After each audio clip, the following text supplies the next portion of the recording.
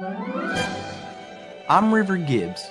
When young people in my generation want some entertainment, all we have to do is go to the internet, or maybe see a movie, or check out the 300 channels on our cable TV box.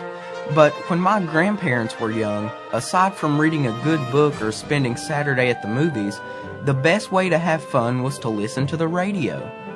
During the next hour, we'll turn back the clock and hear the old-time radio shows young America liked the best.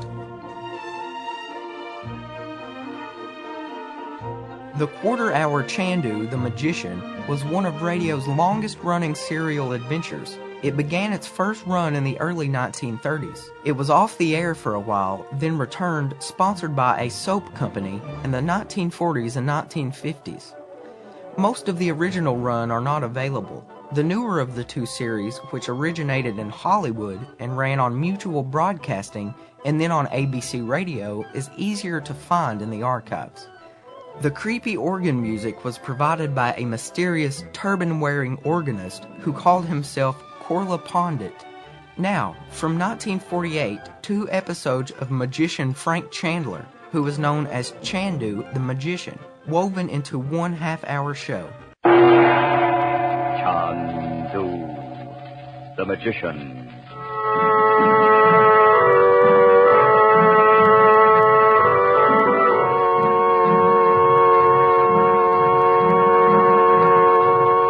Good evening, ladies and gentlemen. We present for your enjoyment Chandu the Magician. And before our drama begins, we would like to suggest that probably you will like White King better than any other soap you have ever used. If you have a washing machine, listen. Get some White King from your grocer. Put some in your washer. Not so much, mind you, as the soap you've been using. Put in your clothes, put in the water, but not so hot as the water you thought you had to have to get things clean. Then, turn on the power, run your wash through, and just see with your own eyes what happens. We try to make this radio drama thrilling, but honestly, what a thrill you'll have when you see clothes washed with this different kind of soap. Save on your soap bill, save on your gas bill, save on your clothes bill. You'll say, I love White King granulated soap.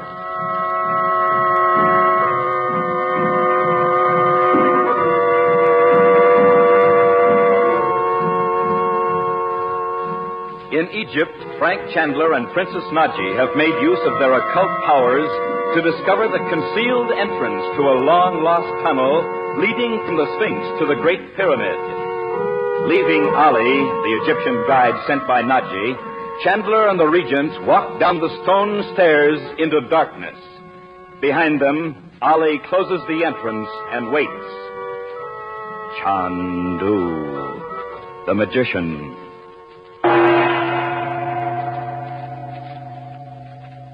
The place of darkness. Oh, there's something evil here. Robert couldn't be in a place like this. Robert! Robert! Robert! Robert!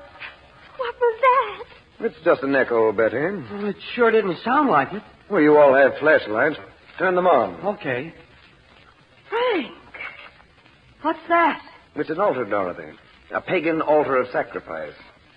No wonder you think there's an atmosphere of evil here. No, above it. There in the wall. Oh, it's just a statue, Mom. But Uncle Frank, look. The figure of a priestess of black magic. It's Naji. Oh, yes, it is. You know it can't be. It is Naji. It sure is. Come now, pull yourselves together. Look at it. It's nothing but a figure carved out of alabaster with painted features. It does look like Naji. Her eyes. Don't say that, Betty. It looks as Naji might if she... Dorothy, this figure represents a woman who was the personification of all evil. The lamp she's holding in her hands is the highest symbol of black magic. She looks so real. She was, 5,000 or 6,000 years ago. Beautiful and as deadly as a cobra. But look here. Maybe she was Najee's ancestor. You know she said No. that people... Now come along. We're going through every foot of this place, and we'll need all the time we have. What makes him act so funny? Gee, I don't know. We didn't do anything to make him sore. Well, come on. He said to come with him. Hey, wait for us, Uncle Frank. She looks so real, so lifelike, as if she might speak to me. Oh, I don't want to hear it.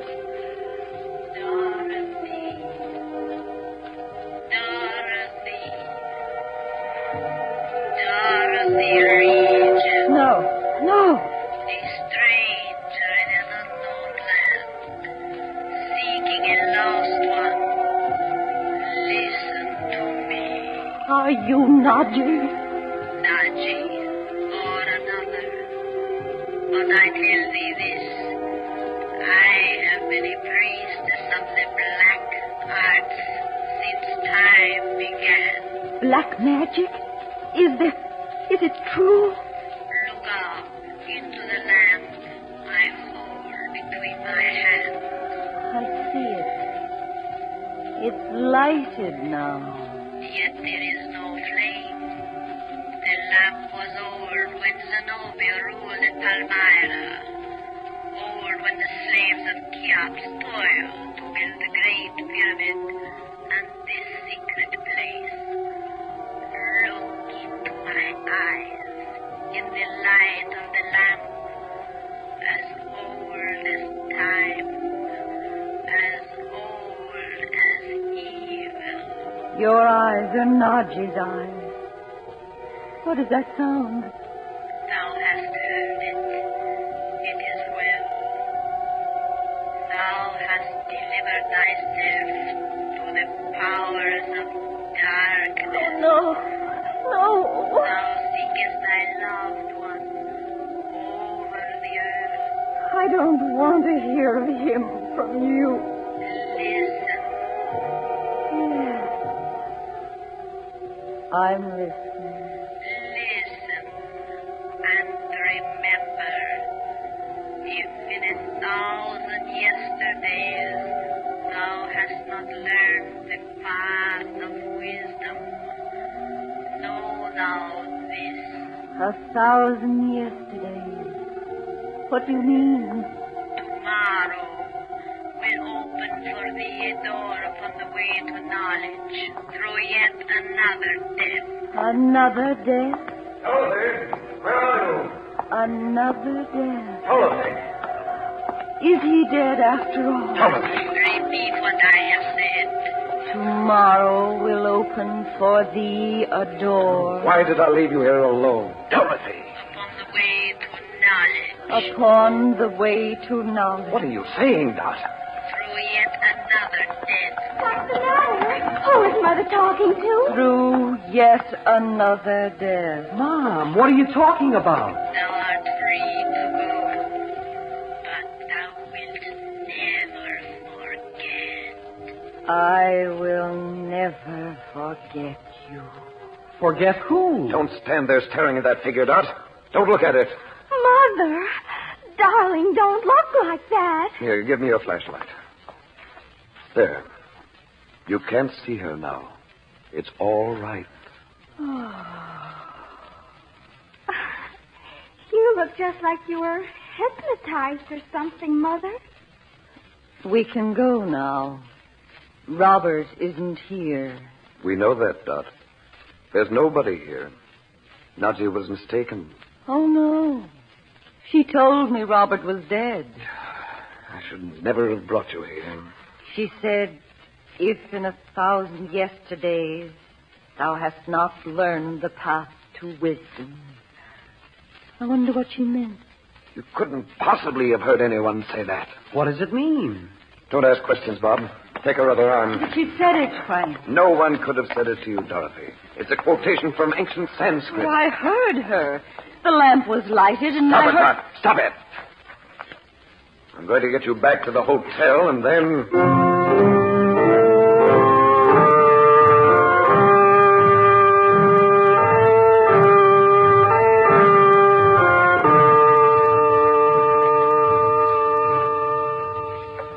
all right now, aren't you, Mother?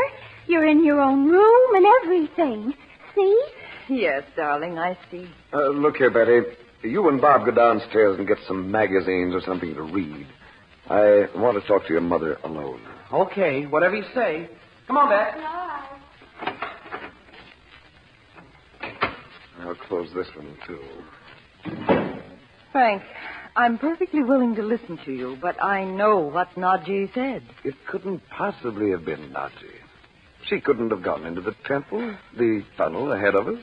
Call it the temple. I know now it is. You must put that experience out of your mind, Dorothy, as you would a nightmare. Telephones and black magic, 5 minutes apart. Hello? Chandu, you have come back. Did you find him? Oh, Najee. No, we didn't. But just a moment. I want Dorothy to speak to you. Oh, no. Yes. Where are you, Najee? At my home. When you did not call me, I began to hope you had found him. I meant to call you, and I told Ollie to tell you we'd come back. Dot, here. Talk to her. All right, Frank. Hello, Najee. Dorothy? Something is very wrong. What is it? That's a dreadful place down there, isn't it? You know I have not been inside the tunnel. Dorothy, what did you find there? Oh, I can't talk to her, Frank. I'll call you, Najee, or come to see you in the morning. Tell me what you saw there, Chandu. Not Roxor. It was much more unpleasant than Roxor. And we needn't worry about his going into the tunnel. He never will. You are troubled, and I must not keep you. But remember, the powers of good are with you. Good night. Good night, Najee. Don't you see how impossible it is, Dot? She's been right there at home all the time. You aren't fooling me at all, you know. What do you mean? I didn't just imagine all that. You're treating me like a child. And you know Najee isn't a priestess of black magic. You didn't hear her in that awful place. You said yourself her eyes were like Najee's. It was an alabaster figure, not a woman. Even her voice reminded me of Najee's. You didn't hear it. You don't know. I didn't hear it. But I know. What? I've seen it happen to other people. You let yourself be influenced by the atmosphere of the place. And what you've heard of it. I didn't just let myself. Yes, you did not. Nothing can affect your mind unless you give in to it. You stood there staring at the figure from the moment you saw it. There was something fascinating about it. Of course there was. Its resemblance to Najee, for one thing. I should have realized what it might do to you. You do believe I heard her. Or thought you did. You were thinking of finding Robert. And at that moment, you'd have listened to, well... Say it. The powers of darkness themselves. Yes, I would. Only when she spoke, I knew I couldn't bear to hear anything about him from her. And then I couldn't get away. Don't, Dot. Oh, You are away. It's all over. I wish I could believe it. All right, I will. I suppose I'll never know why I suddenly began quoting ancient Sanskrit to you. I hope not. Thou hast delivered thyself into the hands of the powers of darkness. Frank, you knew all the time this was more than just my imagination. Remember. You mean you hear her speaking to you now? Of course I do. She said I would. She said once I'd looked into that lamp in her hand. Dorothy, you didn't. Why? What difference did that make? There's only one way out of it now. Thank heaven I know it. Stay here, Doc. Remember. Don't just go away and leave me with this awful thing hanging over me. I'll be right out here. But whatever she says to you, Dorothy, whatever you hear, don't go out of that room. The black secrets of ancient Egypt are more powerful than all he knows. Where are you? Where are you? Here before you. Take the knife from the table. What knife? There. It is well. Now you are no longer Dorothy Regent, the wife who seeks her husband, the mother who loves her children. You are one with us. Come. I can't. He said, my brother told me. I tell you to come. Now, when I give the word, Oh, look, Uncle Frank. He left the crystal ball on the table and... Mom, for Pete's sake, what are you doing with that knife? Take it quick and go out and lock the door. Take it. It is 2 nights later in Algiers. Chandler has come to the home of Maurice Chaudet, an old friend as well as an agent of the Inner Council. Chandu, the magician.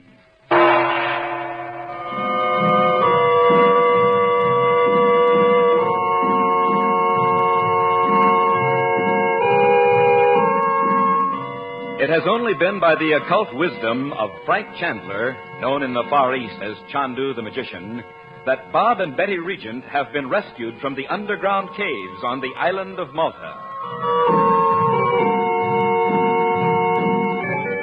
Now the great search for Robert Regent has been resumed. So I've come to find the ruin where Roxo has kept him. But near Algiers are ruins by the dozen, by the hundred. Phoenician ruins, Roman ruins, even strange ruins known to no man today. Oh, no. C'est impossible, mon ami, impossible. Somebody must know where it is, Chaudet. There must be guards. Someone must take food and water to the place. But how to find these men? I want you to engage an Algerian you can trust and send him into the native quarter. Rumors of anyone living in a ruin would spread through the markets like wildfire. Oui, mon ami. We begin with that. You wonder about the music, huh? I was beginning to suspect you of concealing a harem. No. One wife is enough for me. No, I will tell you. You have seen how the street is so narrow that 3 men cannot walk together. I have indeed. And how the upper stories of the houses come out over the street. Some are only a few centimeters apart. Well, what you mean is the music's coming from the house across the way. Oui. I have often wished it is not necessary that I must live in this quarter of the city. Poor Chaudet. You have been here a long time. Not one night, but my Marie has wept to return to Paris. Mon Dieu, but we are driven mad by the music. Well, you needn't live in this very house. Why not move to another street? Écoute, mon ami. I have fear that when we'll come to make his report to me, and if he cannot find me, important information may be lost. I'll see what I can do about getting you a vacation. Especially now that Roxo is dead. How's that? Oh, Marie will burn a candle for you, mon ami. Since the servants found the native hiding in the house, she does not sleep. What's that? Who was it? We learn nothing, Chandler. We have given him to the police. So now we have talked enough for the moment, eh? You will have something to eat and a glass of wine. Well, thank you. I am hungry. I hurried off from the hotel without having dinner. When I return to Paris, where we ring for a servant instead of clapping the hands, I shall be enchanté. Where is he? Jakub, bring us food and wine. I wonder if I could talk to the man you found hiding here. Did he put up a fight when you handed him over to the police? No, he made no resistance, no. Viens, here's the wine at least. But you are not Jakub. Effendi, Jakub is very sick. Oh? He asked me to come tonight. Jakub serves you again tomorrow. Well, what is his illness? Is it that I shall send a physician? No, Effendi. The Algerian doctor has given Jakub a potion. Tomorrow he will be well again. Well, pour the wine and bring food for my friend. He has had no dinner. As you say, Effendi. You are staying in the house with Jakub, perhaps? No, Effendi. If the Effendi pleases, I will go when there is no more to be done tonight. I'll send him away now, Chaudet. I'm really not hungry. Bien. Do not bring the food until I call you. As you will, Effendi. Chaudet, how long has Jakub been ill? Oh, a few years. 3, I think. Why do you ask? Has he ever done this before? No. Jakub is never ill. You are kind to concern yourself. Doesn't it seem odd that he should get in a man to take his place without telling you? One cannot say what these natives will do. Yes, but coming right on the heels of finding a man prowling around here at night. Chaudet, do you keep much money here? Has your wife any jewelry that... Oh, no. I mean, we have nothing to be stolen. Then, are you sure no one knows your real business? Not even your wife? No one knows it.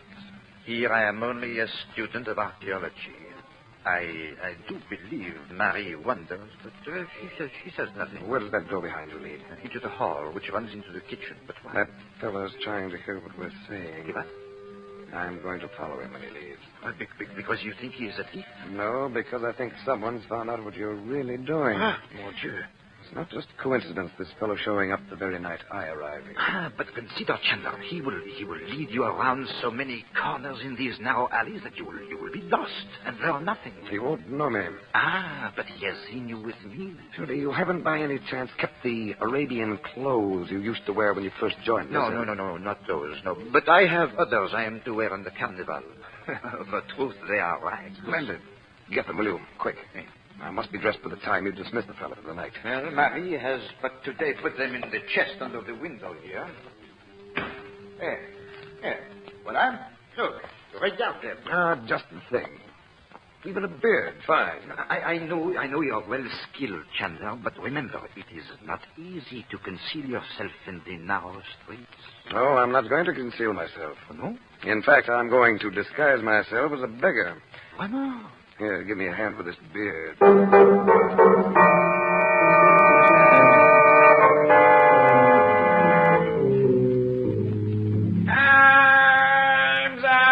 for the love of Allah! By the beard of the prophet. Dost thou speak to me, beggar? Arms! Pestilence, I have no money. But on my pilgrimage to Mecca, I made a vow that for 1 year I would turn no hungry beggar away. Now I'm beset with Arms, I starve! It is the will of Allah. Must take thee to my master's house and give thee food. Come. Let us go quickly. I faint with hunger. There's only 3 steps across the street. Inside thou must be silent. Our master will have us all beaten with whips.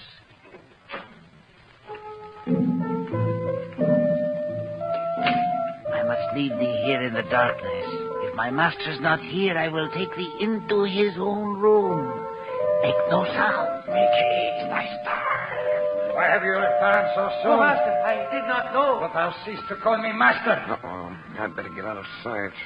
Obeying thy orders, to call thee master, Botrus. The order was given when word came of the master's death in Cairo.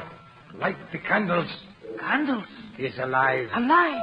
He's coming to Algiers as fast as the ship can bring him here. Light the candles. Allah! But he is not here. Did I say he was here? No, Botrus, but I thought... Light more candles. Mashallah, thou art like a man who expects to see the devil. Fima. Mahalesh. Why does the master come here now? The messenger said he did not know. But I am wiser than he. Thou knowest? Is it so, Botrus? It is so. Tell me then. Botrus does not disclose his mind. Ah, thou art great, Botrus. Thou art well beloved in the heart of Roxor. Roxor has no heart. He is a stone in the image of a man. He has told me that is why he is great. Aye. I would not stand in the babuches of Chandu for a mountain of gold. Chandu? Chandu the magician. He burned Roxor's house in Cairo by his magic. But Roxor did not die in the flames. He is... The bell of the secret door. Aye, it is Roxor himself. Open the door and then go. If I have need of thee, I will call. As thou sayest, Botrus. Master, we had thought thee dead.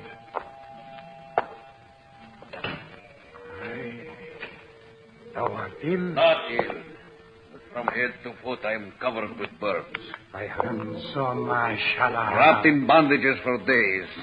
I am fed like a baby. Oh, great is Allah that thou hast lived through the flame. I am Roxor. Tied in the chair I sat while my men ran away through the smoke, but I did not try to leave. By the tomb of the prophet. I sat like a stone until the flames had burned away the cords on my wrists. Chandu held you in a chair with his magic. His name is Chandu. It was with cords, not magic. With him was Abdallah. But he is dead. And Chandler will be dead when I see him as we come to Algiers. One who watches has told me he came tonight to a house across the street. So, he has lost no time. Botrus, you will go to the ruin. To the ruin? You do not think I will leave Regent there now? No man knows he is there, master.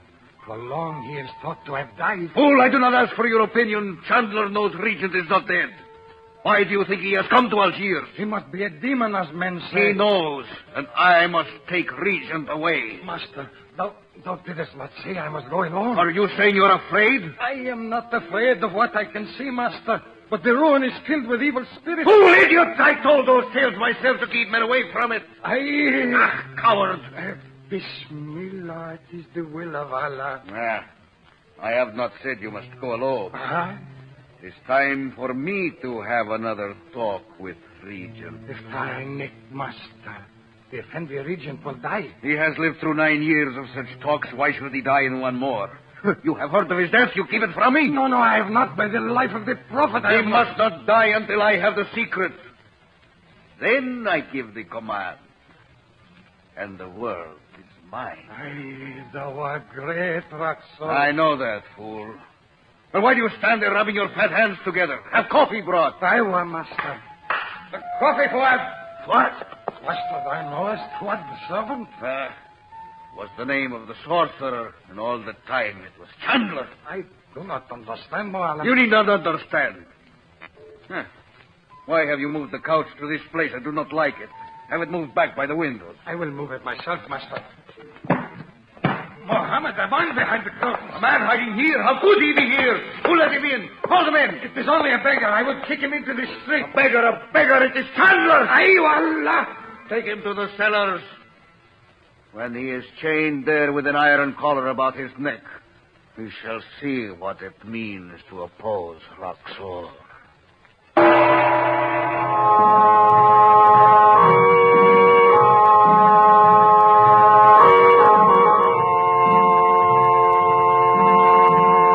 We pause to suggest that you and your family listen to Chandu every weekday evening at this time.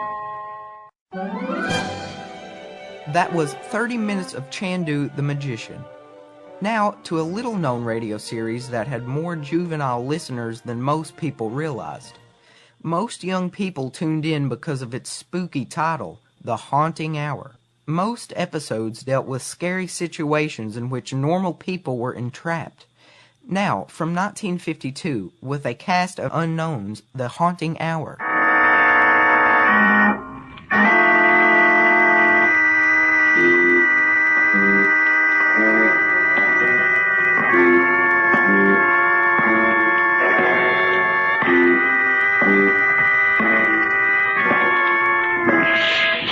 No, stay where you are. Do not break the stillness of this moment, for this is a time of mystery, a time when imagination is free and moves forward swiftly, silently. This is The Haunting Hour.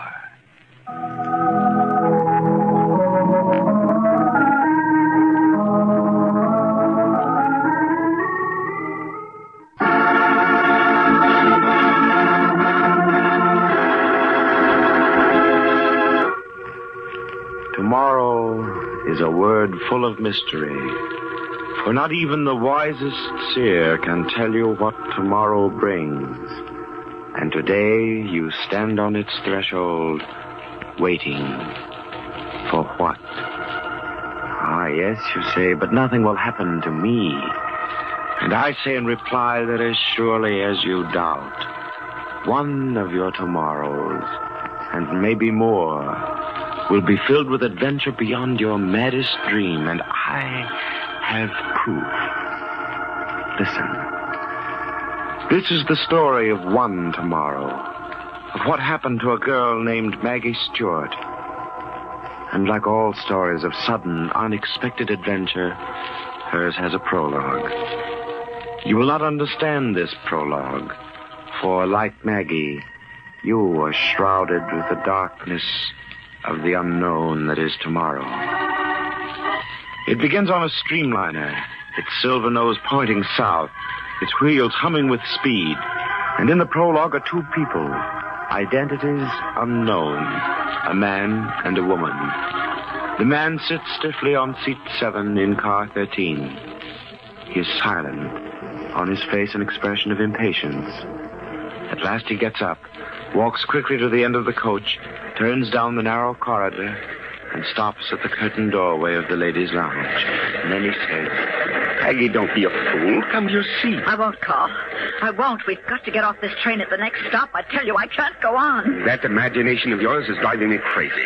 For heaven's sake, stop thinking about it. Come to your seat. I won't.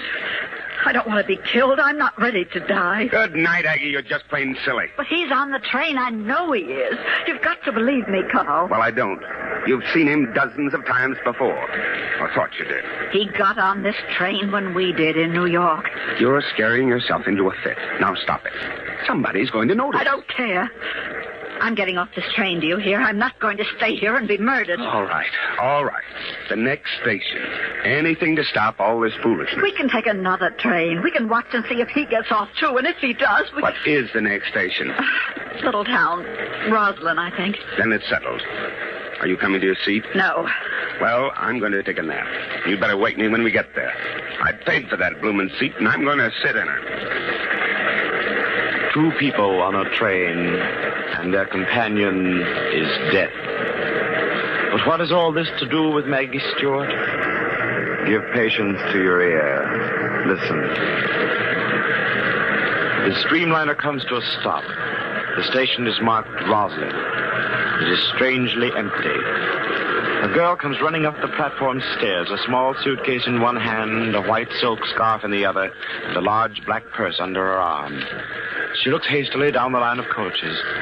A single porter is leaning out from the steps of a car just ahead. No one is getting off the streamliner. The girl catches her breath. This way, miss. All aboard. Train to Greenville? So is it, miss. Oh, I made it. She climbs the steps of car 13. The porter reaches for her suitcase, but she darts it onto the platform. Peers through the door window. The coast is clear. So far, so good. She pushes hard on the stubborn door, makes a few cautious steps in the narrow corridor, and quickly goes through a curtained doorway into the washroom. She has escaped the porter, but still she is not alone. A woman stands against the wall, her face strained with fright. Was that town, Roslyn? Yes, it was. Ooh, I'm out of breath. I nearly didn't make it. What's the next stop? I think Pell City, but maybe this train doesn't stop there. I'm not sure. Oh, me, I ran all the way. You came in so suddenly. You frightened me. Oh, did I? I'm sorry. Ring the porter's bell there, and he'll come for your bag. Oh, no, I'll just slip it in here against the wall. I'm not going very far. Oh, that's a gun. Oh, don't think I'm a criminal or something. I had it wrapped in this scarf here so nobody'd see it until I could put it away, and now What would a young lady like you be doing with a revolver? Well, now, that's exactly what I told Aunt Margaret people would say. Oh, here, I'll put it in my pocketbook. Aunt Margaret's so old-fashioned. Imagine. She came flying down to the station just to give me that revolver. Why? Oh, I don't know. Uncle Jim used to make her carry it. He was on the road so much, so Aunt Margaret, well, she's very fond of me, and I took it just to please her. Is something the matter? You look... Oh, no, I'm all right, thank you. It's the train, the motion. Oh, maybe a cup of water. Oh, no, it's nothing. Don't think about it. You said you weren't going far. How far? Just 4 hours from here. To spend a whole week on a farm a few miles outside of Greenville. A girlfriend of mine has it. Oh, vacation? Mm-hmm. Oh, it's all so unexpected.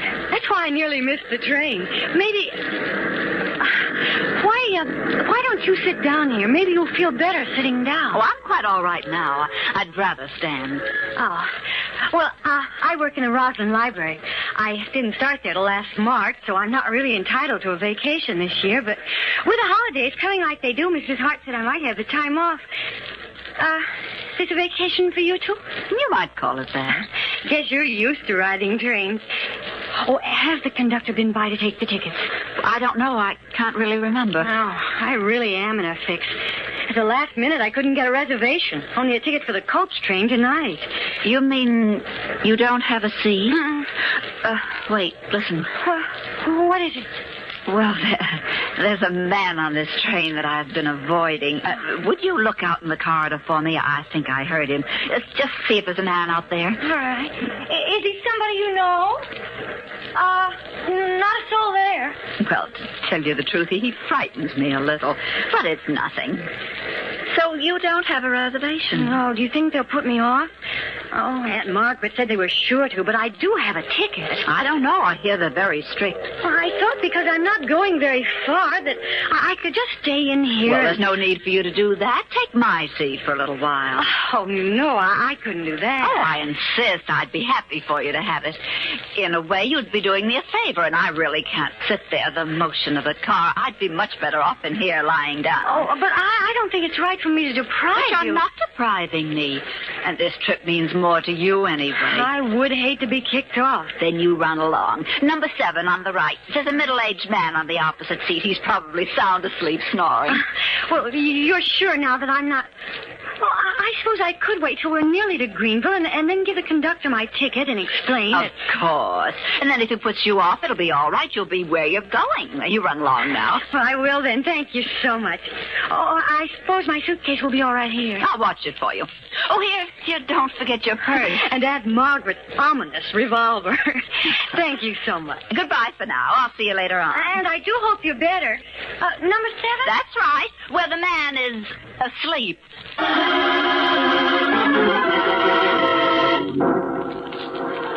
Maggie Stewart sits quietly, her eyes following the swift-moving landscape of trees and hills.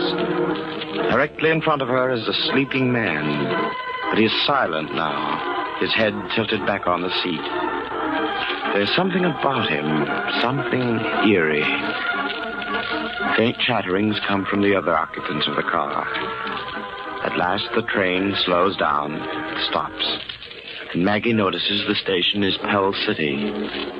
Still, the man opposite her does not move. The train starts again. The cars groan and jerk. And then, like a picture in slow motion, the man slides from the seat into a limp mass of death at her feet.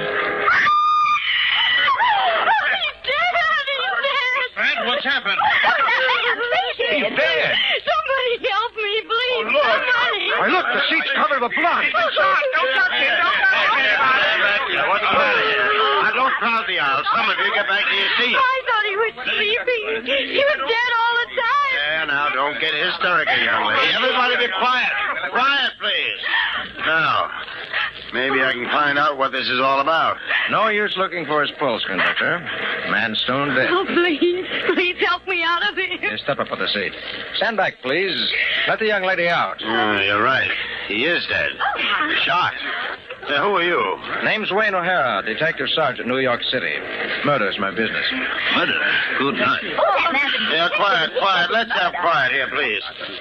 Well, this is a case for the police. Young lady, do you know anything about this? Oh, no, sir.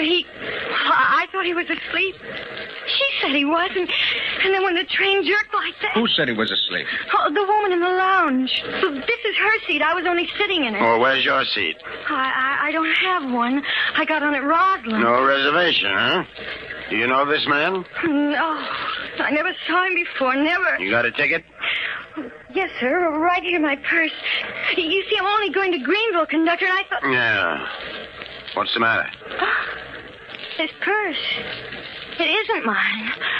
It belongs to that woman in the lounge. I must have picked it up by mistake. Mighty funny. Oh, she's there in the lounge. She wasn't feeling well. My suitcase is there, too. Well, we'll soon find out. Detective... Sergeant O'Hara. You take charge. I'll be right back. Stand back, please. Let me by. Stand back. What's your name? Maggie Stewart. I don't know anything about this, honestly. Let's see that first. Here. Must be a card. Some kind of identification. Ah, yes, here's a wallet. Mrs. Leonard Carl Tatum, New York City. Is that the woman's name? I don't know. I didn't ask her name. Let's see.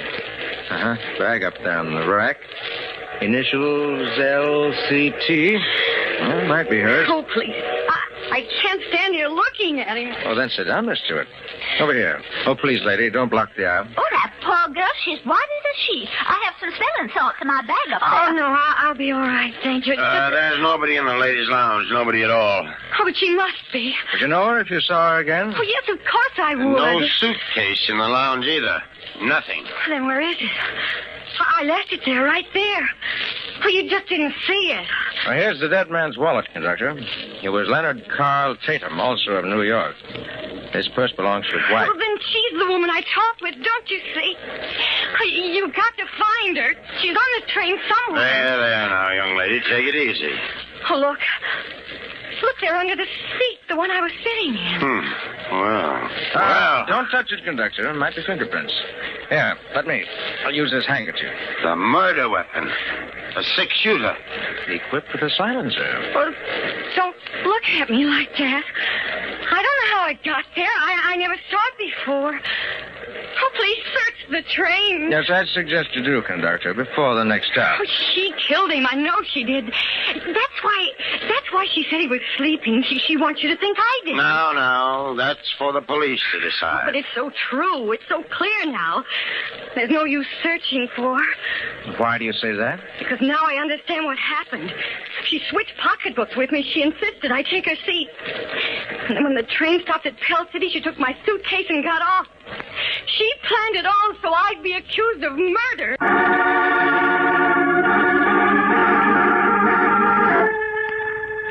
When Maggie Stewart, off on a vacation, boarded the streamliner without a reservation, she started on an amazing adventure of murder.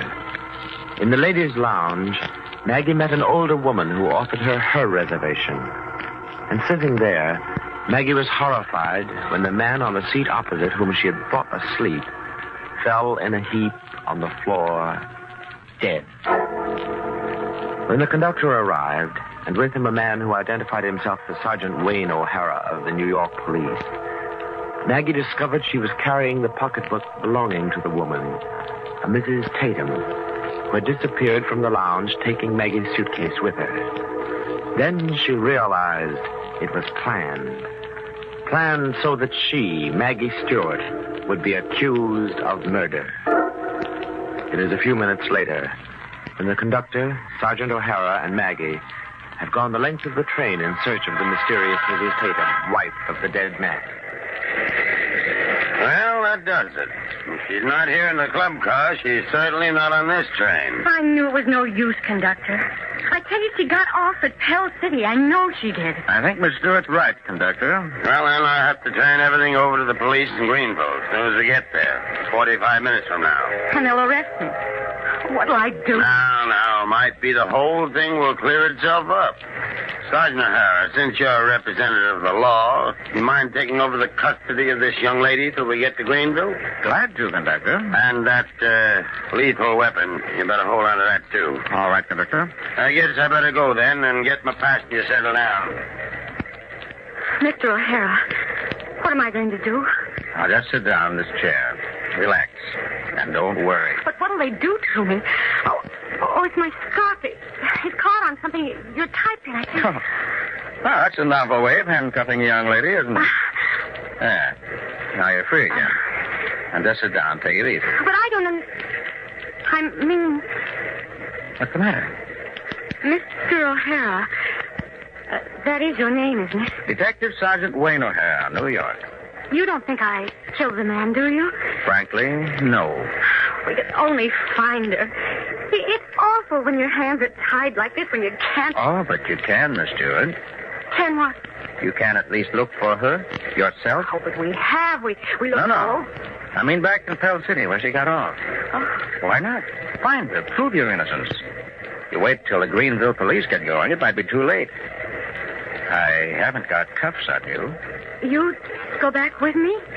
Back to Pell City? You say the word. Yes, but how'd we get off the train? Oh, that wouldn't be hard. Look out the window. We're in the mountains. On the upgrades, we'll slow down. Oh. But it's only a suggestion. Always been a man of action myself. Murder's my business, and I like to see these things through. And now I'm afraid murder's my business. All right, Sergeant O'Hara? let's go.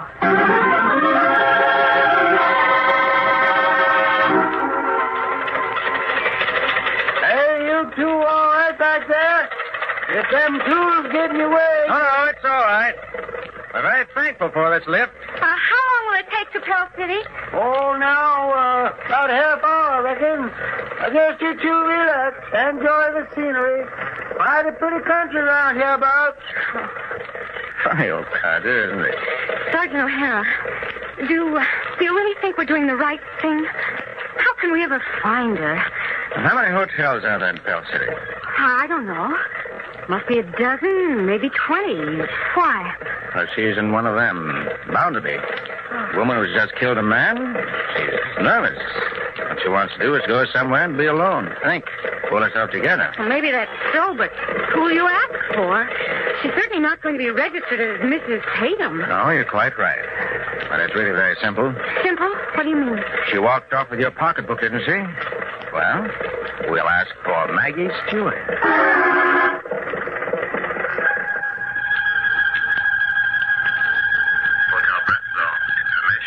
Miss Maggie Stewart, please. Stewart. Stewart. Maggie Stewart. Hello? Let me speak to Miss Stewart, please. Stewart? We have several Stewarts. Her first name is Maggie. Maybe she's registered as Margaret. No Margaret Stewart, but we do have a Miss Maggie Stewart, room 520. I'll ring her. Oh, no. No, don't ring her. I'll drop by to see her. Thank you. You're welcome, madam. Oh, dear, what'll I do now? Oh, Maggie Stewart, have you lost your nerve?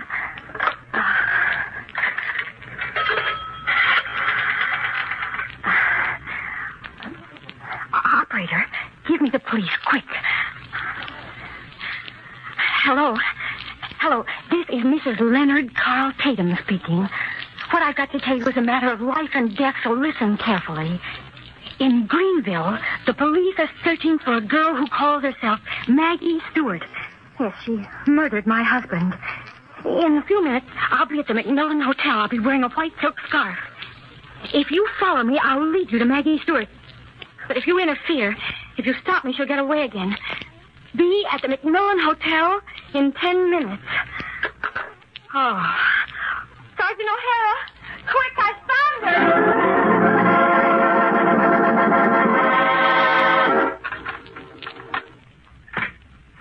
After all, mister, I'm just a bellboy around here. I ain't supposed to let anybody in these rooms. Sergeant O'Hara, look. My suitcase on the bed. And it is the woman from the train. Yes, but where is she? Gone. Oh. Went out about 2 hours ago. You know where? I might, if I was encouraged to remember. Yeah. Here's $5. Remember? Middle-aged woman, wasn't she? Kind of tall, well-dressed. Oh, that's right. But where'd she go? She sent me out to rent a car.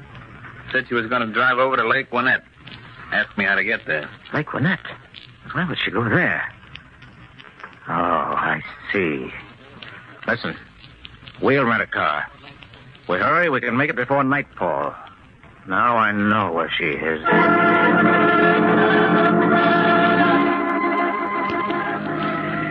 But I don't understand, Sergeant O'Hara. Please tell me what this is all about. Only a matter of deduction, Miss Stewart. I happen to know this lake. There's only one house on it. So Mrs. Tatum must be there. But how could you know? I'm frightened. Why, you're stopping. Mm-hmm. We'll walk up. We'll surprise her. Then let me stay here in the car. I'll wait for you. No. We've gone this far together. You've got to come. Sergeant O'Hara, wait. What is it, Miss Stewart? I know you're not a detective. Of course. I thought you did. Ever since we started for this place. Tell me, how'd you find out? When did I give myself away? In the train. My scarf caught on your tie pin. It's initials. The letters don't stand for Wayne O'Hara. Ah, you're clever. I'm a fool. Forgot to take it off. All right, come on. We're wasting time. There's going to be another murder. Oh, please let me go. There's no one here. The house is dark. There's a car in the drive, under the trees. Come along. There's a side door. You have a key to this place. Oh, find you. Who? In a moment, we'll be inside. Keep quiet. Don't talk. Stand behind me. Still got this gun in my pocket. Gun for the train. Come on. Follow me. Stand where you are if you move out. Oh, I can see you both from the open doorway. Close it. Go on, close it. Now then, I knew you'd follow me, Mr. Donald Graves Lambert. In Pell City, I said he's determined to find me, and why not let him? What better place to have this whole thing over with than at his own country house? You do know all about me, don't you, Mrs. Tatum? This is your house? Didn't you suspect that, Miss Stewart? Why'd you bring that girl? You're a coward. But I didn't fool you, did I, Mr. Lambert? No. Miss Stewart, this woman knew I was out to kill her. She suspected I was on the train. That's why she hid in the lounge. But how did you know your husband was dead, Mrs. Tatum? I saw him. Around the corner of the corridor when I mustered up enough nerve to step outside the lounge for a moment. And there was something about him. Oh, please. Please let me go. You'll never leave this house alive, Miss Stewart. In a moment, I'll turn on the lights for Mr. Lambert's benefit. It'll be a shame for him to die without seeing the woman who killed him. She's right, Miss Stewart. I knew her husband, but I haven't the faintest notion what Mrs. Tatum looks like. She counted on that when she gave you her seat. She thought I'd kill you. And then from the pocketbook, you'd be identified as Mrs. Tatum. Oh, please, I beg of you. I know nothing of all this. I'll never say a word if you'll only... Miss Stewart, you're forgetting. You're wanted for murder. She kills me, she'll kill you to cover up. Because killing you, Mr. Lambert, is the only way to avenge my husband's brutal death. Brutal? For him, no death could be brutal enough. You and he, Mrs. Tatum, killed my wife. As surely as you're standing there, you murdered her. You're crazy. You drained her of one fortune with your lecherous, blackmailing schemes. And when her money was gone, when you threatened to expose her little misunderstanding to me, she took the shortest road she knew. How much she loved me. This woman you killed. And before she died, she told me about you and your husband. And it's taken me a year to find you. 12 months of searching for this night. You know more than I thought you knew, Mr. Lambert. Now look at me. Take one good last look. And Margaret's revolver. Yes, it was in your purse. Remember, Miss Stewart? Yes, and I remember something else. Mr. Lambert. Mr. Lambert. Keep your hands up. Don't move. Aunt Margaret's revolver and all its life, it never had a bullet in it. That's not true. That's not true. Yes, Mrs. Tatum, it is true. But this gun now. This gun that killed your husband. This gun has only one bullet missing. You better put up your hands. Oh, Mr. Lambert, don't. It's no use. I didn't tell you, but I called the police. Okay. Pick him up. We heard everything you said. It's better than any confession I ever came across. All right, keep him up there, Mrs. Tatum. Well, Miss Stewart, cleverer than I thought. Double-crossed me, huh? I thought you were trying to help, but you weren't. You were only using me to kill Mrs. Tatum. Officer, this man is a murderer. Yes, officers, you're quite right. You've got a score to even with her, too. I gotta warn you. Anything you Yes, say... yes, we know. But listen, this young lady here was wrongly accused. She had nothing to do with any of it. We heard all that from outside. All right, come on. We're going to take you two in. Then I can go, officer? Sure, after a few questions. We got you to thank for everything.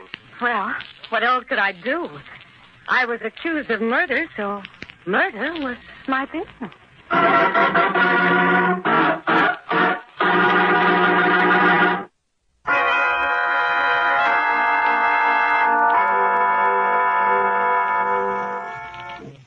From shadows and stillness, mystery weaves a spell of strangest fascination, charging the mind with doubts and fears. For mystery is a strange companion, a living memory in the haunting hour.